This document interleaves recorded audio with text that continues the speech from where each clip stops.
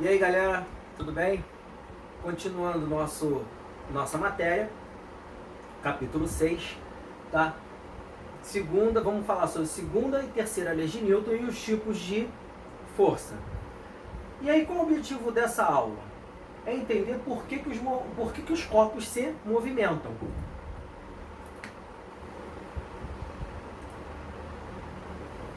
Então vamos começar pela segunda lei de Newton. Princípio, também conhecida como princípio fundamental da dinâmica, que é nada mais é do que a força resultante atuando no corpo, ela é igual ao produto da massa vezes a aceleração. Então, a resultante das forças aplicadas a um ponto material é igual ao produto da massa pela aceleração. Essa lei é bem tranquila, bem fácil. A gente vai falar um pouquinho mais dela, mas você vê que ela é bem tranquila, tá? O importante da gente saber dessa lei vai ser o quê? A grandeza, identificar as grandezas e as unidades, tá? Então, grandeza, força. Unidade vai ser em Newton, que o símbolo é o N. Massa vai estar sempre, tem que estar sempre em quê? Em quilograma, tá? Em símbolo, kg. E a aceleração em metro por segundo ao quadrado. Então, o que na verdade é o Newton? O Newton, na verdade, eu não tenho que força é igual a massa vezes aceleração. Então, o Newton, ele é um símbolo da multiplicação do quilo vezes massa por segundo ao quadrado. Então, isso tudo aqui, é igual ao Newton, que a gente vai... Então, toda vez que a gente for simbolizar uma força, é só a gente botar o Newton no final, certo? Porque vai simbolizar a força. Então, olha só, eu trouxe aqui uma figura ilustrando a nossa aplicação da força, em que, se a força resultante no corpo for diferente de zero, haverá uma alteração no estado do movimento do corpo. Então, o que eu quis dizer com isso? Eu quis dizer o seguinte: olha quantas forças eu tenho. Eu tenho a força do menininho empurrando o carro, e eu tenho a força da mãe empurrando o carro. Então, o somatório dessas forças, somatório é o quê? Força resultante. Vai ser igual ao produto da massa vezes a aceleração, tá? Então, a massa do carro vezes a aceleração vai fornecer o quê? A força resultante.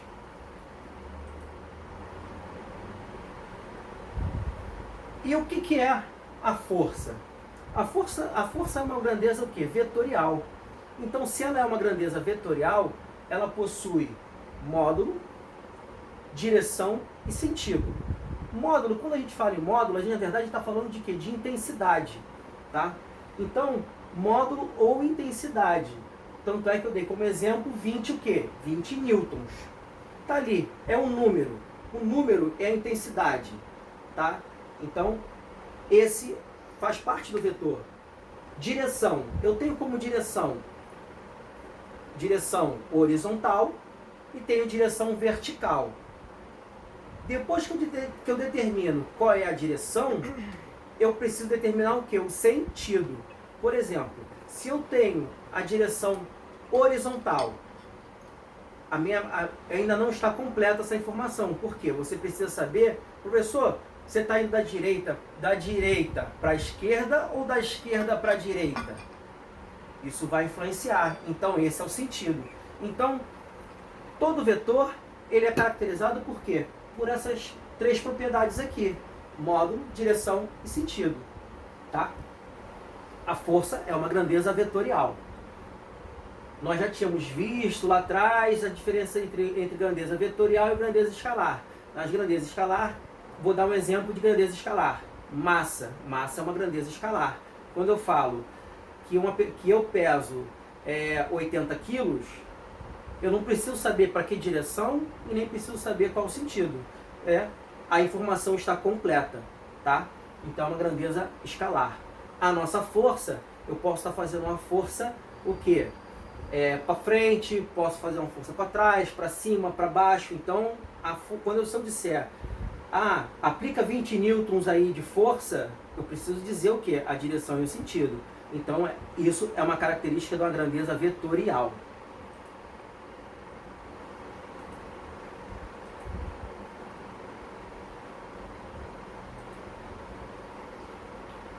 E quando a gente vai trabalhar com vetores, né? Quando a gente vai trabalhar principalmente nessa fase aqui de forças, tá? É bom a gente trabalhar com o quê? Com os vetores. O que são vetores? É uma seta em que você tem um início e o fim, ela é caracterizado pela a flechinha aqui, pelo triângulozinho da flecha. Então, se eu tenho duas forças, F1 mais F2, eu tenho um vetor F1 e um vetor F2, a força resultante vai ser o quê? F1 mais F2. Então eu vou pegar o meu F2, vou colocar ele aqui e coloco o F1 logo após o final do F1. Do F2, desculpa. Do F2. E aí eu tenho uma força resultante o quê? Que é F2 mais F1. Tá? Nesse segundo exemplo aqui, eu tenho duas forças que estão na mesma direção, porém em sentido contrário. Se eles têm sentido contrário, eu vou pegar meu F1 e quando eu terminar meu F1, eu coloco o F2. Só que o F2 tem sentido contrário. Então eu coloco aqui, ó, embaixo, meu F2. E minha força resultante vai ser o quê? A diferença. Então, ó, força resultante vai ser F1 menos F2. E professor, e nesse aqui? Esse aí, nesse plano, parece um plano cartesiano. Não, aqui eu tenho duas forças que estão, elas estão, são forças aplicadas ortogonalmente. Então, para eu saber qual é a força resultante, eu vou fazer o quê? Eu vou botar o F1 e o F2, tá? E aí eu vou traçar uma paralela a F2 e uma paralela a F1. E eu vou pegar aqui, ó, e vou marcar a força resultante. A nossa força resultante continua sendo o quê? F2 mais F1. Professor, então é só somar? Não, não é só somar, porque se vocês repararem aqui, isso aqui, ó, vetorialmente elas são iguais. Porém, aqui, ó, na hora de você ver a intensidade, o módulo, você tem que calcular diferente, porque aqui, ó, nós temos um triângulo retângulo. Então, ó, hipotenusa ao quadrado é igual ao cateto ao quadrado mais cateto ao quadrado, tá? Para eu calcular a intensidade, para eu calcular o módulo ou intensidade. Agora a gente vai entrar numa outra situação, que são os tipos de força. Tá? Agora no nono ano, praticamente a gente vai... eu estou apresentando para vocês, tá, um pouco da física que nós vamos ver no ensino médio. Tá? Então, é interessante também a gente saber os tipos de força que a gente vai trabalhar. Então, ó, tração. Tração é a força de interação entre um bloco e uma corda. Toda vez que eu tiver uma corda, corrente, cabo, eu tenho aqui uma tração. Então aqui, ó, força de tração, eu trouxe para ilustrar um homem puxando com uma corda um carro, tá? Então ele está fazendo uma tração. Tá? Apesar dele ele estar fazendo uma força, mas para eu saber, aqui, ó, ele está fazendo uma força e eu estou tendo uma tração no cabo, na corda, enfim. Um outro tipo de força é a força peso, que é a força de atração que atua entre um corpo localizado num campo gravitacional de um campo maior, de um corpo com grande massa, Então aqui eu trouxe aqui, ó, o nosso satélite, tá? Ele, apesar dele ter uma massa pequenininha, vamos imaginar que essa bolinha vermelha fosse um satélite, tá? Essa bolinha vermelha aqui é um satélite e ela está se dirigindo para onde? Ela está apontada para o centro da Terra, porque ela está em órbita da Terra. Então você tem uma força, tá? Uma força peso atuando ali. Ela está em órbita porque ela não cai, é como se ela estivesse caindo o tempo todo, sempre caindo, tá? Mas eu tenho uma força gravitacional aqui. Força normal. A força normal já é o quê? Já é uma força de reação.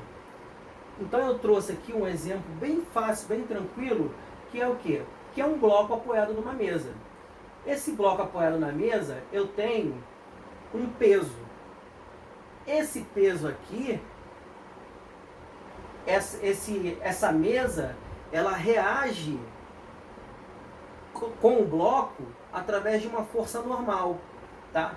Que é o quê? De mesma intensidade, mesma direção, em sentido oposto, tá? Então ele é simbolizado aqui por um N, pelo N, tá? N de normal.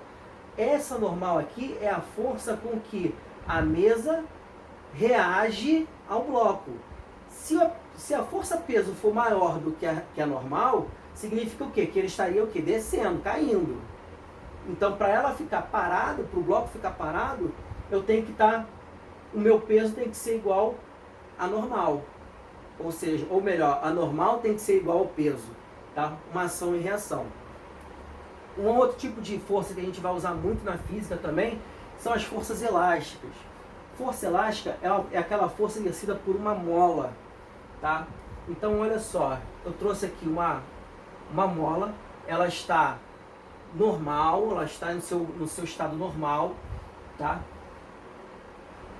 E quando eu prendo um bloco nela e puxo a mola, que eu estendo a mola está fazendo uma força para o bloco voltar, tá? Da mesma maneira que se eu prender esse bloco e apertar, empurrar o bloco no sentido da mola, a mola vai fazer o quê? Ela quer voltar para o seu estado normal, então ela vai empurrar o corpo. Então, esse tipo de força a gente calcula pela força elástica, que é igual K. O que é esse K, professor? K é a constante elástica da mola. Cada mola vai ter uma constante elástica, tá? Eu tenho uma mola mais forte, umas molas mais você consegue apertar com a mão, comprimi-la com a mão, e tem molas que eu não vou conseguir comprimir com a mão. Então essa é a constante elástica da mola, tá? E esse X? Esse X aqui é quanto nós o quê? Estendemos ou empurramos, tá? É exatamente a variação de posição.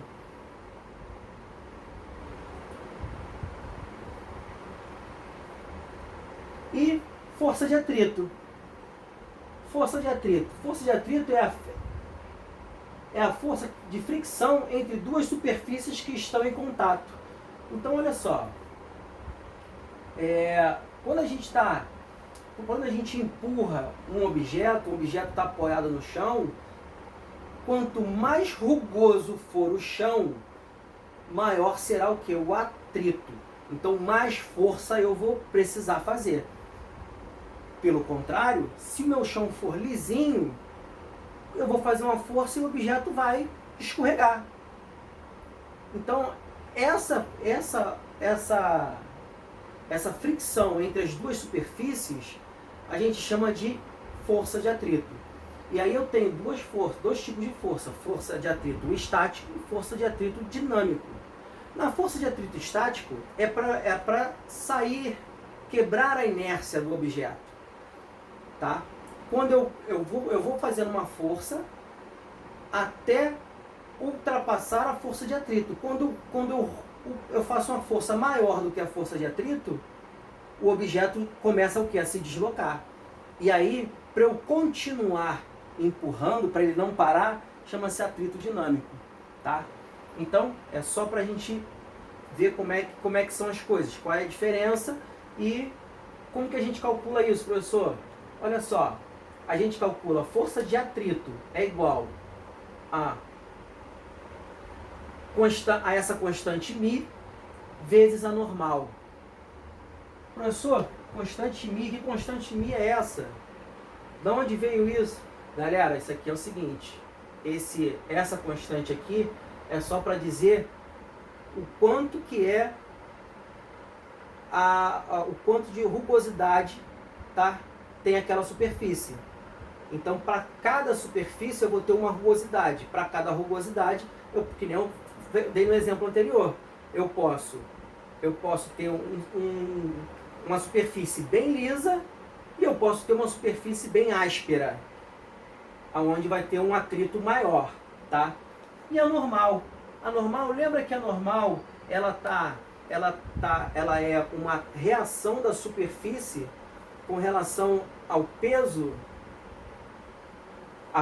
Aliás, ela é uma reação da superfície com relação à força que o corpo faz sobre sobre a superfície. Conseguiram entender aí legal? Tá? Agora a gente entra na nossa terceira lei de Newton. Tá? A terceira lei de Newton eu acho que é a mais fácil pra gente, mais fácil de entender e não tem como errar. Porque, na verdade, nós já estávamos falando, praticamente, quando a gente estava falando sobre o normal, nós praticamente estávamos falando sobre a terceira lei de Newton, que ela é o quê? É ação e reação. Para toda ação, existe uma reação de mesma intensidade, mesma direção e sentido oposto. Lembra que eu tinha comentado com vocês com relação a isso que seria a normal, que é a força que a superfície faz contrária à força que o corpo está fazendo? Então, aí eu trouxe aqui como exemplo aqui, ó, uma pessoa caminhando, ação e reação. Qual é a ação dela? A ação dela é de caminhar para frente, tá? E a reação, aliás, a ação é empurrar o chão para trás e a reação é ela ir para frente. Um outro exemplo bem mais tranquilo, né, mais fácil de ser visualizado, é esse foguetinho aqui, ó, aonde nós temos aqui a queima, né, do combustível que sai do foguete. Se eu tenho uma ação de queima de combustível para trás, qual vai ser a reação do foguete? Ir para frente. Ação e reação. Beleza? Pessoal, essa foi o capítulo 6. Tá? Espero que tenham ajudado vocês. Qualquer coisa é só mandar que eu estarei online nos dias das aulas. Um abraço, até logo.